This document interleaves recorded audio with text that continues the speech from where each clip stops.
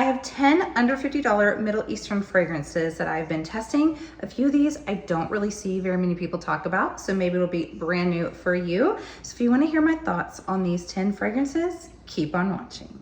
Hello my gorgeous ones, welcome to Aleisha Budget Beauty. My name is Aleisha, here on my channel. I love all things affordable fashion, beauty, and fragrance. I do hauls, tutorials, reviews, fragrance reviews, all sorts of fun stuff. So if that sounds good to you, please subscribe, stick around, be a friend. Okay, you guys, so a few of these fragrances are a little bit newer to my collection, not brand new, but a little bit newer. And then a few of these I've had for a while, and one of them I was really trying to make myself love, but I just can't quite get there. So let me go ahead and just get going. So we have, you guys, this bottle.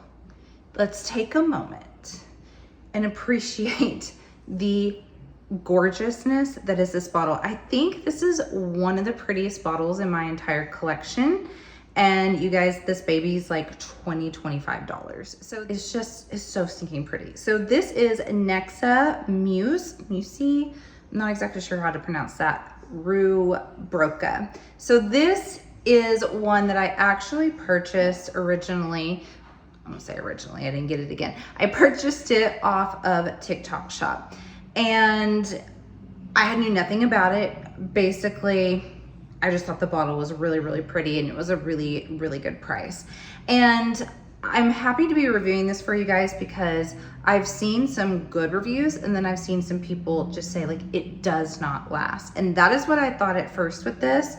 I thought, what a shame. This is a beautiful fragrance, not just a bottle, but the actual fragrance.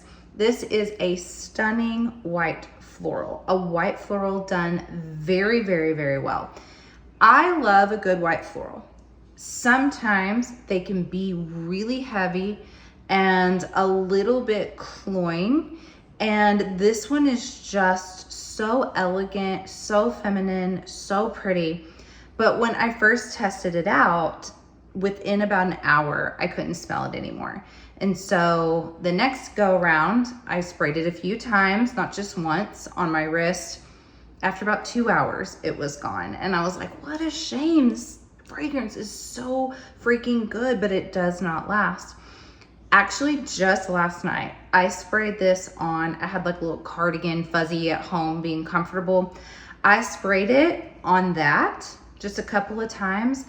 Next morning, I could still smell this on that cardigan. So my advice with this fragrance is, yes, you can douse your neck, your arms, all your points, but definitely spray your clothing. It will definitely last longer that way. So let me go ahead and read the notes to you guys though. This is tangerine, bergamot, pear, orange blossom, jasmine, sambac, tuberose, musk, vanilla, oak moss, and vetiver. So the white florals in here are so elegant and pretty. Occasionally, white florals, like I said, can be too much, too heavy. This tuberose has a little bit of that bubblegum tuberose to it, but not too much. It's not too heavy bubblegum. And then you also have that oak moss, that vetiver, a little bit of that citrus. I don't get a ton. I actually get more pear. And what's funny, I'm just realizing this in real time. This smells a little bit like the Kaylee rock candy. I did not realize that or pick up on that till just in this moment. It does have the pear like that. The bubblegum scent from this is coming from the tuberose. Like there's a bubblegum note in the Kaylee, but you don't have patchouli in here. So I'm not getting that stinky patchouli that I don't like in the Kaylee. Huh, that's crazy. It doesn't have like the whipped, whipped cream thing that some people get out of the Kaylee that I unfortunately didn't get, but I do smell the pear, that white floral that makes it bubblegummy. Very interesting. Huh, I'm discovering something as I'm teaching myself here. So if the patchouli bothered you in that fragrance and you still like the idea of something bubblegummy, but like white floral, feminine, really, really pretty, and you like this bottle, heck, absolutely recommend it. And do spray your clothing. Okay, next up we have an absolute winner for me, and this is Lattafa Liam. Now, again, let's just look at the bottle. Beautiful, very masculine looking bottle, but very, very nice. It also came in a really beautiful package as well with velvet. And it's very, very weighty. Again, extremely affordable. I think I paid under $20 for this one.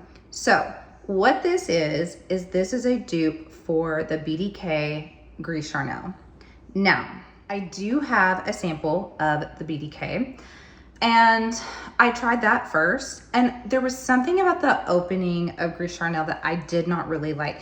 It was kind of sharp, a little metallic, and once it dried down, I thought it was really, really pretty. However, I was a little bit like, well, I like this, but I don't know if I like this enough to pay the hefty price tag of a BDK. And I also thought the performance wasn't amazing. Like, it didn't project a whole lot. It was a little bit closer to the skin. And then I was reading around and saw that this was highly rated, and some people like on Fragrantica were saying that it's better than the original. So I was like, this is so cheap. Let me just get it. Even if I don't love it, or if it's too masculine, whatever. You guys, this seriously, in my opinion, is better than Gris Charnel. And I know that there's some Gris Charnel like lovers out there, but you guys, this projects better, it lasts longer, and I just think it smells better. So let me read you the notes of this one. This is cardamom, fig, black tea, iris, vetiver, labdanum, vanilla, sandalwood, tonka, and patchouli. Okay, you guys, I love a fig and tea fragrance. That has just kind of been my jam lately. But this fragrance, to me, is a little bit woodier than the original. And the cardamom in here is just so yummy. And I get the fig, I get the tea. The blend is perfect, and this is both cozy and inviting and sexy, and I think very, very unisex. I wore this on a pretty hot day, and I thought it did fine. Like, it wasn't like, oh no, this is strictly fall, winter. But I do think this would be beautiful also fall, winter time. I love the little bit of woods that comes in here, but it's a very soft woods. It's not an overpowering woods. If you like fig and tea and cardamom with just a little bit of woods, oh my gosh, I highly, highly, highly recommend this. And I say save your money and get, this is a case where I do think that the dupe is better, in my opinion. Okay, next we have quite a beast on our hands. This is definitely more of a fall, winter, and I'd say like a date night fragrance. So this is Modest Dupe by Afnan. And this one is chocolate, dark chocolate, strawberry, raspberry, cherry, vanilla spices, patchouli, gardenia, and musk. And this is also supposed to be, or is said to be, a dupe of the Lancôme La Nuit Trésor. So this one is honestly, typically not exactly my type of DNA and scent profile. Typically, because I can detect the patchouli in here. However, I always reiterate that if patchouli is blended properly, if it doesn't overpower a fragrance, if it truly helps to richen it and to deepen the fragrance, if it helps it to project better and last longer, and it doesn't smell dirty, it doesn't smell like the toilet, then I'm fine, totally fine with it. And this is a case where the patchouli does its job right. I get the dark chocolate from here. I get the strawberry and the cherry. It is very sensual, sexy, definitely a nighttime fragrance. I would say it's a perfect date night fragrance. And I do think it's just it would be much, much better in fall and winter. This is a very sexy fragrance, you guys. And another one where I think that the cap and the bottle is also really sleek and sexy. And again, extremely affordable. This is definitely more, I'd say, in line with like a designer fragrance lover, but a really good designer fragrance. It's not like you go in and you smell and it smells like every single other typical design. Like it doesn't have jasmine. A lot of designer fragrances have jasmine in it. A lot have orange blossom. This is kind of reminds me of like more of my old school designer fragrances that I really, really appreciate and like. Sophisticated, sexy, mysterious, but classic at the same time.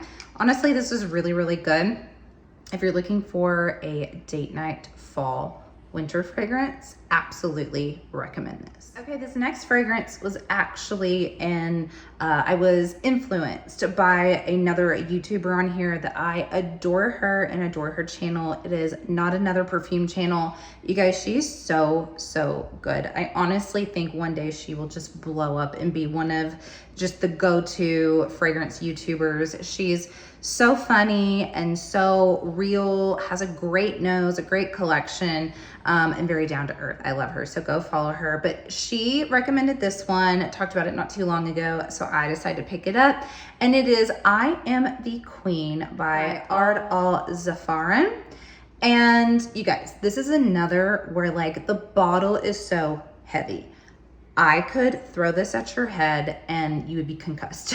It is very, very heavy, very beautiful. It's one of those, like, you know, sometimes Middle Eastern can be really, really, really ornate. And this one's kind of like a nice mix. It's still very like sleek and kind of simple, but also has that like little ornate cap and the ridging in the bottle. It's very, very pretty. So this one is another beast bomb. Okay. I sprayed this initially when I first got it, and I didn't really, like, I smell so many perfumes and spray perfumes that like, I don't always feel like knocked out when I spray them anymore. But my husband was across the room, a large room, and goes, whoa, whoa, I smell that. That is a Middle Eastern perfume. And then my son was sitting next to me. He's like, I smell it too. It's really strong. But I actually really like that about this fragrance. And I do get the Middle Eastern DNA out of this, but I don't think that I don't think it's like this oud that is so Middle Eastern that that's all that you get is just like an oud bomb, you know, like spice bomb. Like I definitely get other facets to this. So the notes in this one are, bear with me, cherry, bergamot, rose, peony, orange blossom, jasmine, and musk. It doesn't even say oud in here, but there's definitely something like that going on in here. Like it doesn't even list any spices, but it is a beast. You can tell it's Middle Eastern, so there's got to be something like that in here. But I do get the cherry, I get the rose, I get the peony.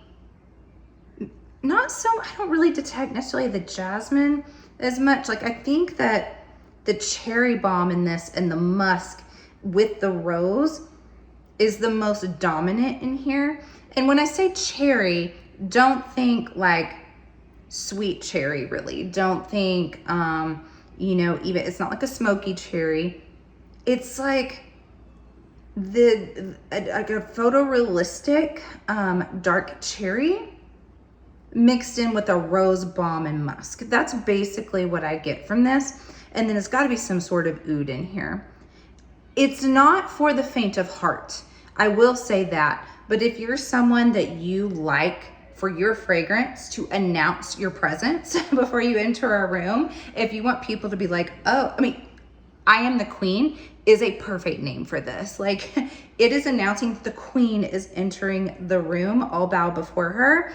If you like a fragrance like that, I highly recommend it. It's so inexpensive for the quality of the bottle and, in my opinion, the performance of the fragrance. Great recommendation from my friend, and you guys go check her out. Okay, this next one is another very interesting bottle here. And this was actually an accident or a mistake on the TikTok shop that I purchased something else. I tried to purchase something else and instead they sent this. I did not order this. And then some of these shops are really good about just being like, you can keep it, which is great sometimes if it works out. But if you don't like it, you're like, well, okay, great, but I don't like this and I wanted what I ordered. So honestly, I'm still deciding on this one. So this is a case where when I first smelled it, I was like, this is not for me. This is, they were letting me keep this, but I'm gonna get rid of it. But I know well enough with Middle Eastern fragrances, I need to spray it, let it open up, and then let it sit and macerate and revisit it. So I've recently revisited this and I still don't love it, but I don't really dislike it like I did in the beginning. So this one is actually Al Andalib by Asdaf. And what this one is orange, mandarin orange, bergamot, jasmine rose, patchouli, sandalwood, and vetiver. So when I first sprayed this, I thought it had this sort of synthetic, cheap smell to it and kind of too mature. It's the nice way to put it. It smelled sort of vintage to me. As it set, I'm starting to like it more. I don't know if it's still really me, but it's a pretty feminine, still kind of vintage smelling floral with a little bit of like woodiness to it as well. But it doesn't smell as cheap as it did in the beginning. So I'm not gonna get rid of this yet. Stay tuned for, you know, I may do like a chopping block video. I may do a declutter video soon, if it's in there or not. But as of right now, this is let's wait and see, it's getting better. So, I mean, it's a pretty interesting looking bottle though. It definitely looks more expensive than it is. I will definitely give it that. So I actually just sprayed it again because I don't know if it's the vetiver and the patchouli in here that's, it's not that I just pick out patchouli right away from here. There is something in this base that just doesn't sit right with me, and it's probably the patchouli. And there's something just kind of off and bitter about it. So I don't know. I think you'd have to like sort of vintage fragrances to really appreciate this. I'm actually pretty positive this will end up in my declutter, but I can appreciate it. I just think you have to like classic vintage type of women's fragrances, and then you might really enjoy this. Okay, this next one is a beautiful pink bottle. It is Hayati Florence by Lattafa. This is definitely an example where I feel like the magic is in the dry down. This just gets better as it sits. So the notes in this are sweet notes, pink grapefruit, floral notes, citruses, and musk. I kind of hate when they're so vague like that. Sweet notes, floral notes. I'm like, just tell me what it is. But this one is so feminine and pretty in the dry down. When I first spray it, I do get a big blast of the grapefruit, like a ruby red grapefruit. There's something kind of sharp in the opening of this that threw it off for me at first. But once it settles in, it just becomes really bright. It has that citrus and the musk in it, so it's not too sweet. It's pretty fresh. It kind of just reminds me of like a Sunday morning and you cut open a grapefruit and you have your orange juice and fresh cut flowers in front of you. That's the kind of vibe that this gives me. This is for those that don't want sweet, that like citrus floral, a little tanginess like the grapefruit. But it's just so beautiful in the dry down. I think that musk really comes alive in the base too. I really do like this one. It gives me a little Delina vibes too. Like, I don't really know if I've seen other people say that. Maybe they have, but it does give me some Delina vibes, even though it has some different notes. But yeah, I do think this is a really, really good fragrance. Okay, guys, this is one that pretty much takes the cake as my prettiest bottle. This is Rare Tiffany by Afnan. Look at this cap, you guys. Like, this is not going to do it justice in the finder. The sun's being too bright, washing it out too much. It has this marbled sort of oceany look to the cap. It's weighted, gorgeous, gorgeous bottle. This is one I've had for quite some time now, not quite a year. I think I've had it maybe 9 months. I keep trying to force myself to like this because the bottle is so pretty. You guys, you have to love a heavy white floral for this one. Really, really love a heavy white floral. I do think it's gotten better over time. There's something about it, it's just not mixed quite well for me, and something that bothers me, and I think it might be the pink pepper. So the notes in this one is ylang ylang, jasmine, rose, musk, sandalwood, vanilla, ginger, pink pepper, and caramel. I like pink pepper sometimes. If it's done right. I like it more sometimes in a top note where you first get this like peppery spray and then it kind of dissipates. Since it's in the base, you're gonna get a lot of a longevity of that pink pepper with the ginger, so it has a really spicy base to it. There's something about, it's like almost as if like the caramel went bad. I don't know, I just don't think it's blended well. Like having white florals, you know, heavy white floral with spicy notes with caramel, it just doesn't quite work, but I want it to so badly. I do think it's gotten better over time. Another one that's macerated, and I can wear this and be fine. I don't want to scrub, it's not a scrubber. I don't want to scrub it off, but I just think, I don't know, I may give it till the end of the summer, and if it hasn't completely won me over, I think I will be decluttering this one. But bottle is absolutely stunning, and some may really like this. It's not a safe blind buy, I will say that. Okay, another fragrance that is definitely not a safe blind buy at all, but I kind of like it, is by Paris Corner. It is the BAYN Al ASRAR, and this is supposed to be a dupe for Homage Guidance. And if you don't know that fragrance, I've actually never smelled it myself. I've read a ton of reviews, I've seen a ton of reviews, and that is a very like, it is either, it's beloved or it is hated for the most part, the Homage Guidance.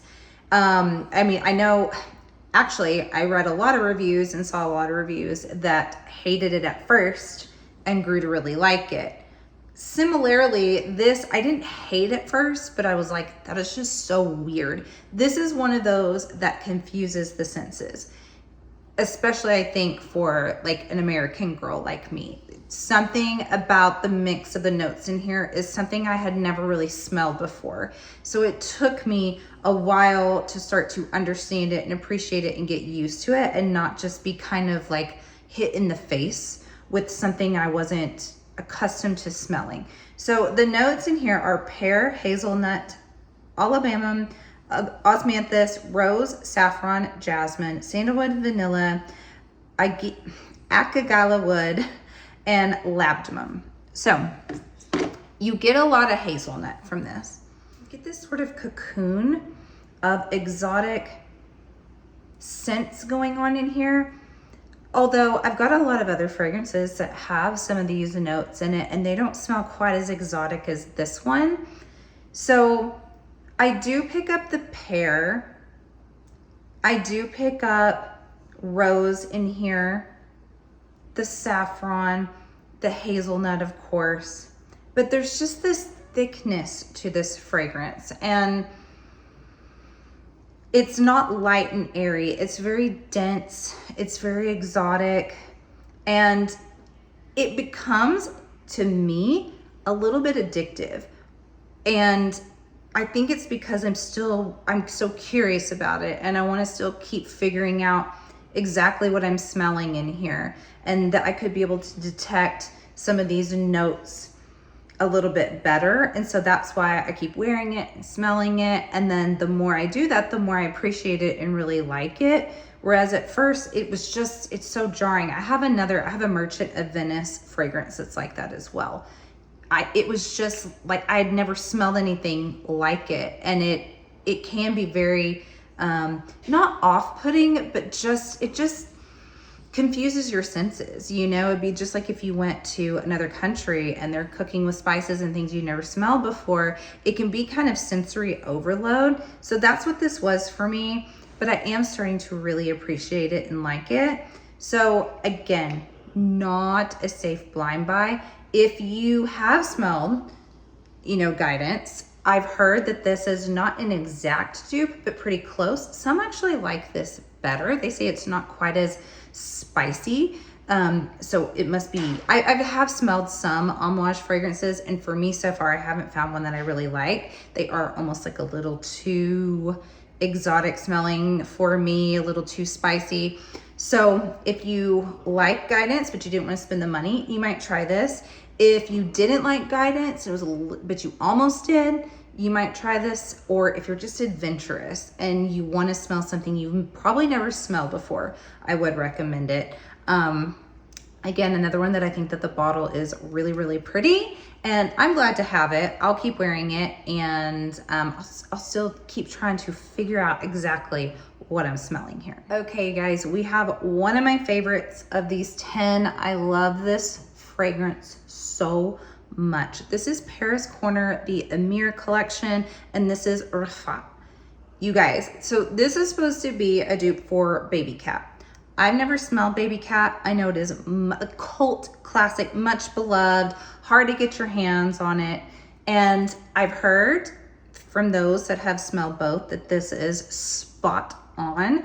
So I don't need Baby Cat because I've got this baby and I love it so much. So I got this off of Aroma Concepts. I do have a code with them, by the way, if you guys want to save. Any of my fragrance codes and links are always in the description. This is such a sexy, expensive smelling fragrance. So the notes in this one are elemi, pink pepper, black pepper, saffron, olibanum, vanilla, and cedarwood. I just said sometimes I like pink pepper, depends, you know.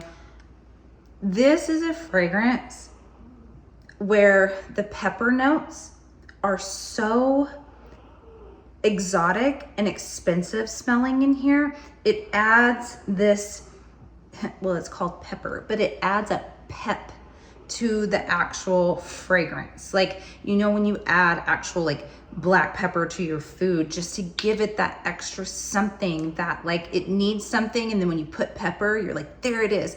That is what the pepper notes are in this to me. To me, this is what I imagine a incredibly wealthy, scholared, well-educated Brit would wear.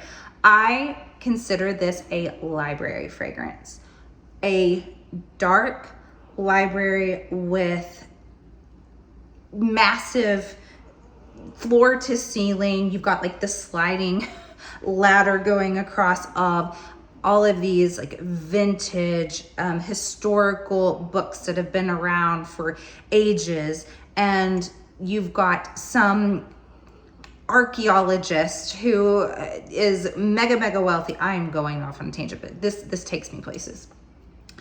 I don't know how he made his money being an archaeologist. He found something of importance and he's got all this money, and it could be a she, and they're just sitting in this library over a book with their glasses. They got there in their Aston Martin, whatever. And this is what they smell like. They smell rich. They smell smart and classic and addictive and sexy and brilliant. You guys, I love this fragrance so much.